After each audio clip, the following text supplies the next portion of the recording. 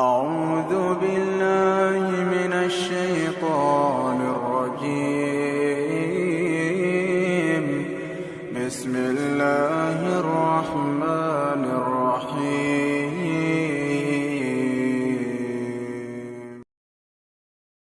وإذ ابتلى إبراهيم ربه بكلمات فأتمهن قال إني جاعلك للناس إماما قال ومن ذريتي قال لا ينال عهد الظالمين.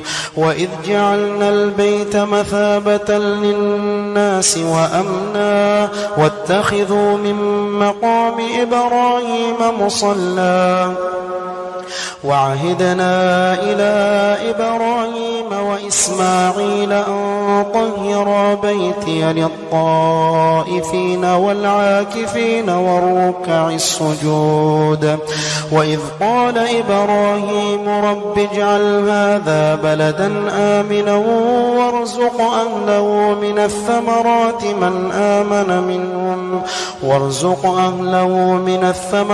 من آمن منهم بالله واليوم الآخر قال ومن كفر فأمتعه قليلا ثم أضطره إلى عذاب النار وبئس المصير.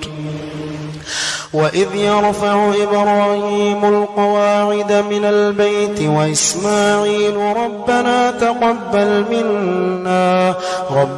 تقبل منا إنك أنت السميع العليم.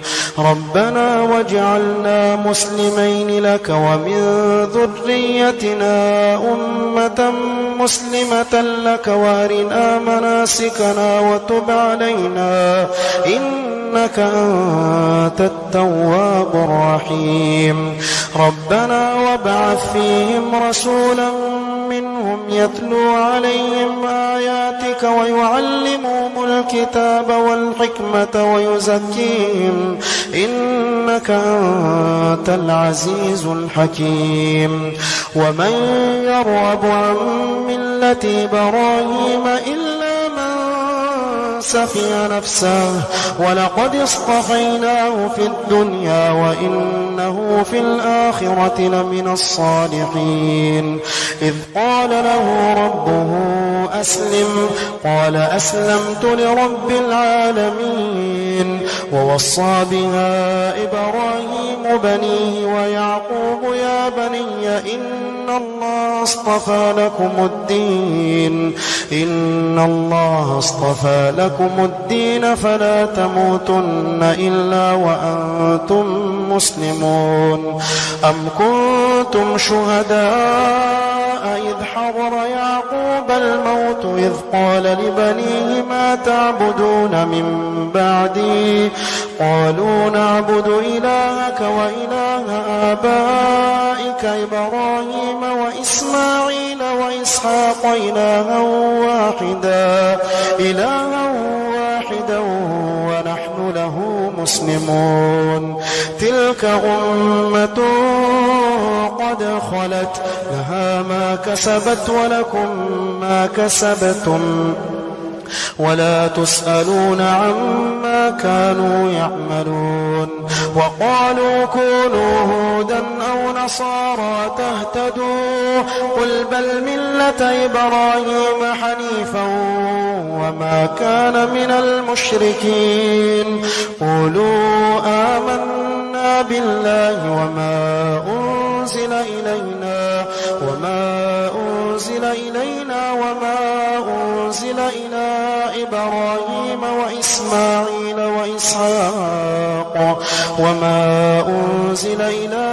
إبراهيم وإسماعيل وإسحاق ويعقوب والأسباط وما أوتي موسى وعيسى وما أوتي النبيون من ربهم لا نفرق بين أحد منهم ونحن له مسلمون. فإن آمنوا بمثل ما آمنتم به فقد اهتدوا وإن تولوا فإنما هم في الشقاق فسيكفيكهم الله وهو السميع العليم صبغة الله ومن أحسن من الله صبغة ونحن له عابدون قل